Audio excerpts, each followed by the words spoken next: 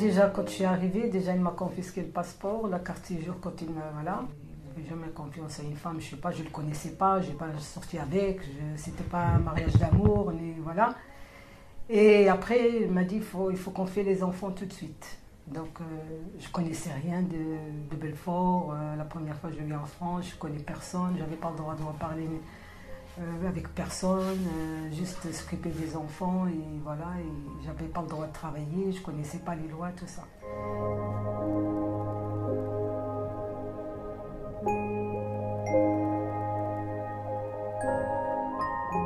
Quand j'ai commencé à parler quoi, j'ai manifesté parce que je trouve que c'est pas normal, j'étais trop soumise, j'étais vraiment fermée, j'avais pas le droit de parler au téléphone, enfin, plein de choses.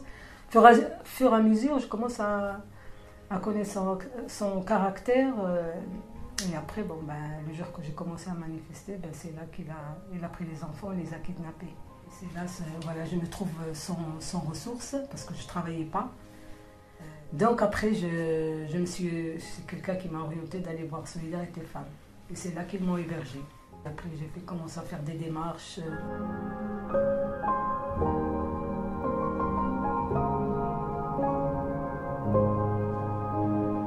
Donc au début, si vous voulez, quand j'étais chez eux, donc ils m'ont protégée par rapport à lui parce qu'il a ramené les enfants, il revenait, il partait. Et une fois, il est venu vers moi avec des gens qu'il connaissait. Et il m'a dit, voilà, t'inquiète pas, on va y aller au Maroc. Et t'inquiète pas, on va s'arranger devant la famille. Moi, j'ai fait confiance. Il m'a même juré, il y avait des gens qui étaient à côté de moi et tout. Des amis à nous, quoi. Et alors après, j'ai fait confiance. Et la dame, à l'époque, elle travaillait avec Solidarité Femmes, m'a dit, Najat, fais attention, il va te faire un piège. Je l'ai suivi, c'est là qu'il m'a tenté le piège. C'est là que j'ai compris qu'il y avait quelque chose. C'est là qu'ils m'ont garde à vue, prison. Et après, bon, au bout d'un mois avec la justice marocaine, donc ils ont vu que tout ça, c'était du bidon. Voilà, il a fait ça parce que fallait savoir comment ça se passe là-bas. Il faut connaître, il faut l'argent, tout ça. Bon, bref, après mon papa, il a pris un avocat. Et après, tout se retournait contre lui.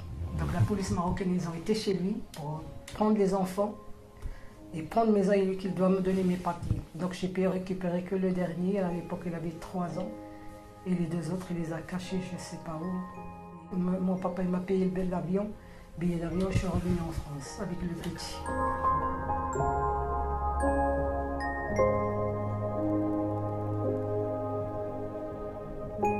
Donc j'ai récupéré mon appart qu'on habitait avant dedans. Je trouvais un travail et j'ai passé mon permis. Donc en 93-94, j'ai demandé ma nationalité française que j'ai obtenue. Et après, en 2006, les enfants, j'avais pas de nouvelles. Des fois, j'ai des nouvelles de loin, des familles lointaines, quoi. On n'avait pas le droit de s'approcher vers eux, rien. Ils étaient surveillés, tout ça. Et en 2006, il les a laissés au Maroc 4 ou 5 ans. Lui, il a refait sa vie. Il s'est marié, il est parti aux Pays-Bas. Il a 3 filles avec sa deuxième femme. Et après, il a ramené les enfants du Maroc aux Pays-Bas. Voilà, donc après, moi je me suis déplacée avec les papiers, tout ça, le livret de famille. Je suis rentrée au consulat de France à Amsterdam.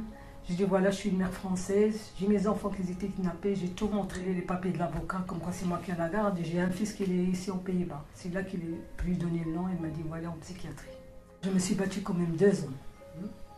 Financièrement, moralement, physiquement. J'ai passé des moments très, très, très durs.